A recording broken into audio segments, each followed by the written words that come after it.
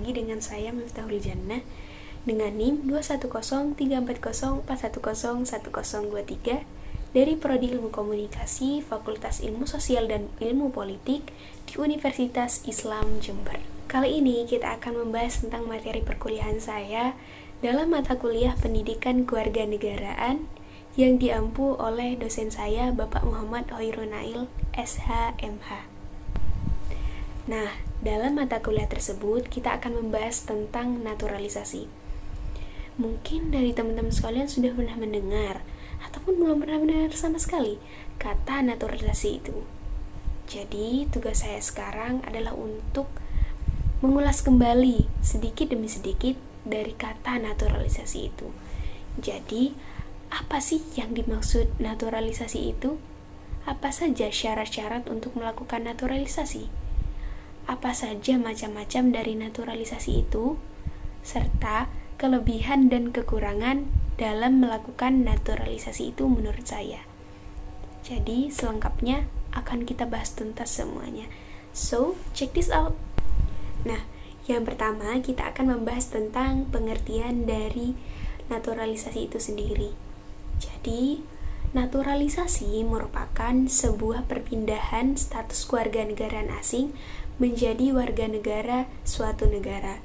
Nah, dalam konteks ini yang dimaksud adalah warga negara Indonesia.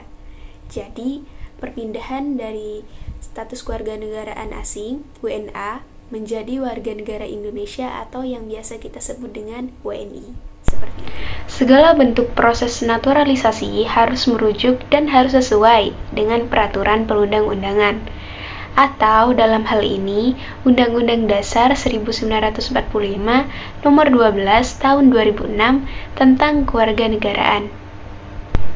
Jadi, dapat kita simpulkan bahwa proses naturalisasi ini merupakan sebuah proses perubahan status kewarganegaraan seseorang yang awalnya berstatus kewarganegaraan asing menjadi warga negara suatu negara, atau dalam konteks ini warga negara Indonesia, yang tentunya harus sesuai dengan peraturan perundang-undangan yang berlaku di negara penerimanya.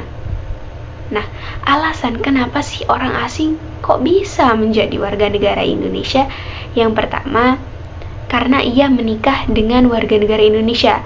Yang kedua, karena ia mengajukan permohonan kepada warga negara Indonesia. Dan yang paling umum, yakni kewarganegaraan pemain sepak bola asing yang berbakat dan ia ingin menjadi warga negara Indonesia. Jadi seperti itu. Yang kedua, kita akan membahas tentang syarat-syarat naturalisasi. Jadi, apa aja sih syarat-syarat untuk melakukan sebuah naturalisasi itu? Kita akan bahas tuntas semuanya. Check this out. Adapun syarat-syarat dalam memperoleh naturalisasi menurut Undang-Undang Dasar 1945 Nomor 12 Tahun 2006 diantaranya sebagai berikut.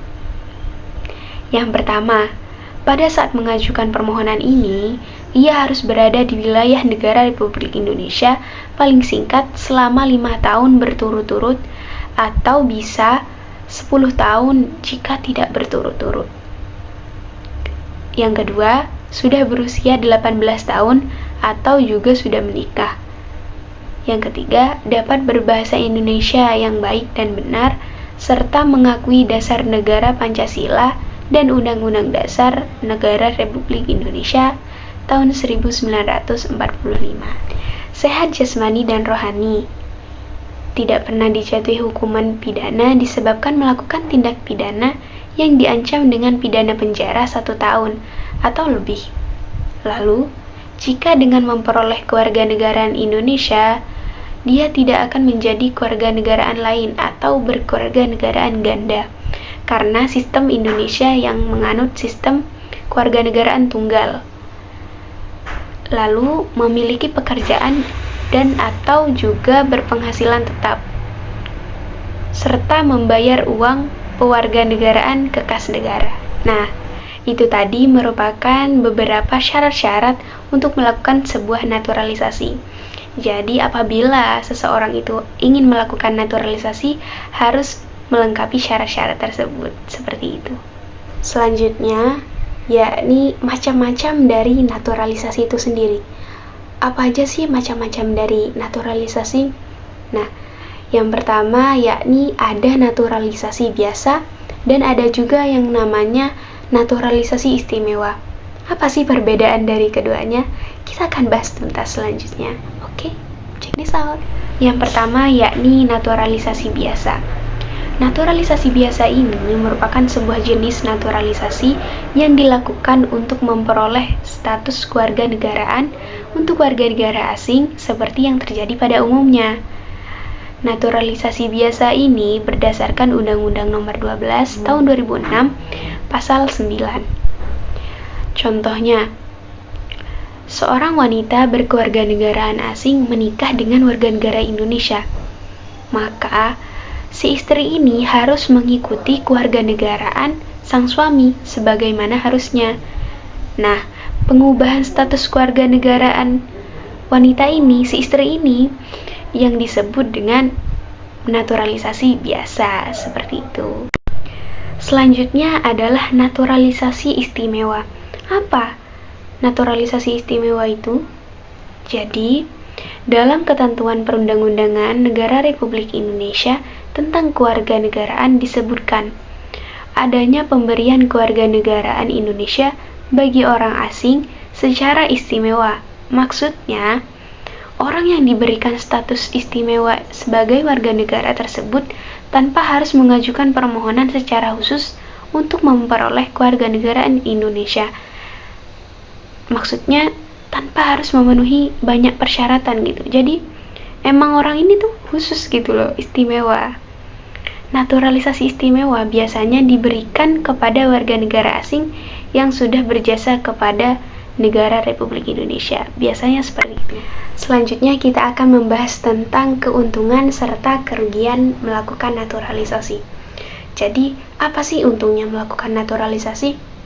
Terus, apa juga sih kerugian melakukan naturalisasi itu? Kita akan bahas tuntas semuanya. Check this out. Yang pertama, keuntungan naturalisasi. Jadi, saat seseorang melakukan naturalisasi, maka akan ada keuntungan di dalamnya yang didapat oleh negara. Yang pertama, dapat mengangkat nama baik Indonesia dalam bidang olahraga, serta mampu bersaing secara internasional dengan negara-negara lain. Yang kedua, meningkatkan motivasi bagi warga negara Indonesia agar lebih berprestasi di bidangnya. Yang ketiga, menumbuhkan semangat pemain warga negara Indonesia agar mampu bersaing dengan pemain naturalisasi. Jadi, ini loh warga negara asing. Masa kamu kalah sama warga negara asing? Gitu. Jadi membangkitkan semangat warga negara Indonesia sendiri gitu. Yang selanjutnya adalah kerugian dari naturalisasi. Setiap kelebihan pasti akan ada kekurangan. Nah, kekurangan dari naturalisasi ini yang pertama, kurang maksimalnya regenerasi dan pengkaderan pemain muda dalam negeri. Yang kedua, fokus perhatian akan tersita banyak pada pemain naturalisasi. Mengapa saya menyebutkan demikian? Karena pemain naturalisasi itu sendiri merupakan pemain-pemain yang sudah pro ya. Bisa dibilang seperti itu ya teman-teman ya. Lalu, itu akan membuat pemerintah akan mengesampingkan kader-kader pemain muda Indonesia karena perhatiannya sudah tersisa banyak kepada pemain-pemain naturalisasi yang sudah pro ini. Jadi, pemain kader muda Indonesia kurang dihiraukan seperti itu. Mungkin cukup sekian beberapa ulasan yang bisa saya sampaikan mengenai naturalisasi ini. Jangan tanyakan pada negara apa yang telah negara berikan kepada kita, tapi tanyakan pada dirimu sendiri, apa yang telah kau berikan terhadap negara? Salam sejahtera untuk semuanya. Mohon maaf apabila ada kesalahan kata ataupun perbuatan yang disengaja maupun tidak disengaja. Sekian dari saya. Wassalamualaikum warahmatullahi wabarakatuh.